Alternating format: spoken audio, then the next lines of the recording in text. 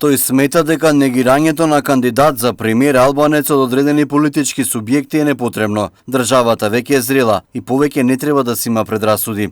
А тоа е дека за прв пат во земјата покрај двете перманентни структури и алтернативи се наметнува една трета опција која се обидува да го скрши црно-белиот свет кој досега им се нуди на граѓаните. Затоа ми беа неразбирливи острината со која се спротивставија на идејата да може на граѓаните да им се понуди еден можен кандидат за премиер албанец.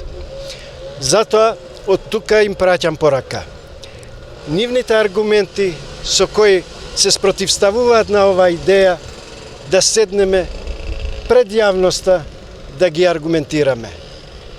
Да седнеме пред јавноста и да ги убедиме граѓаните со своите сугестии, алтернативи, визии како сакаме да ја градиме оваа земја во иднина. Тој порача дека ќе ги застапува сите граѓани на државата. Јас не сакам и нема да бидам премиер само на албанците. Јас претендирам да бидам раководител на идната влада која ќе придонесе оваа земја да ја правиме поперспективна, поевропска, земја во која секој ќе се чувствува комотен како во својата куќа.